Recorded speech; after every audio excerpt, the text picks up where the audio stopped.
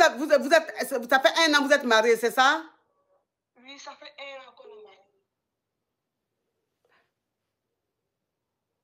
mariés. Vous avez un enfant? Non, non. Ok. Ok. Alors, il t'a marié comment? Il t'a marié à la mairie ou bien dot?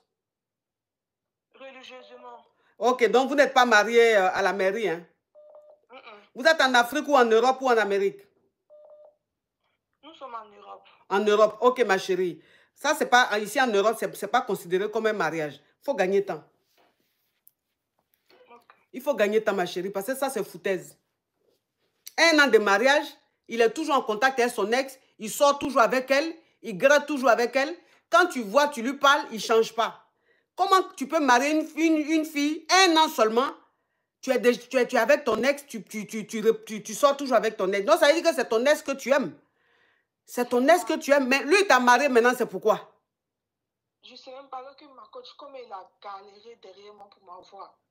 Ça n'a pas été facile. Il a galéré comme cela. Moi-même, je ne le voulais pas. Mais comme le gars, il a galéré, je me suis dit, quelqu'un qui a galéré derrière toi comme ça, c'est que c'est un homme qui est bien payé. Les hommes de nos jours, là, ils ne sont pas sérieux. De toute façon, lui, là, il est fatigué. Là.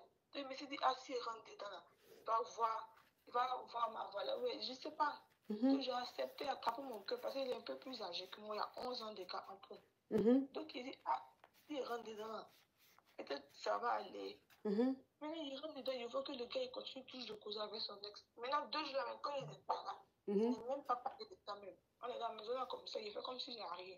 Il ne lui a rien dit. Oh, faut gagner temps. Faut gagner temps. Il faut gagner temps. Il ne t'aime pas. Je ne sais pas pourquoi il t'a marié en fait. S'il aime toujours son ex, je ne sais pas pourquoi il ne l'a pas marié. Ou bien ses parents ne voulaient pas d'elle. Voilà, maintenant le jour, au début là, quand je l'ai attrapé, la première fois quand je l'ai attrapé là, je lui ai dit, quand je l'ai confronté là, il m'a dit que non, son ex là, que eux leur intimidé avec l'intimidé de son ex là, que ça ne matche pas. Donc là, deux pouvaient se marier ensemble. Que souvent, il a rencontré des histoires pour et tout, qu'ils ne sont plus ensemble, mais ils ont duré ensemble, leur relation là, ça a duré, ils ont fait combien d'années de Goïga. Ils voulaient se marier, mais les deux intimidés ne matchent pas ensemble. Ok, donc ça veut dire qu'il n'a pas pu marier cette femme-là parce que chez eux là-bas, les deux ethnies ne se marient jamais. C'est-à-dire que c'est ces deux ethnies qui ne s'entendent pas, qui ne veulent même pas être ensemble. C'est pour ça qu'il n'a pas pu marier cette fille-là. Ça veut dire que cette fille-là, il l'aime toujours. Il ne l'a pas mariée parce que la famille ne voulait pas et parce que dans leur communauté, ils ne marient pas les femmes de cette communauté-là.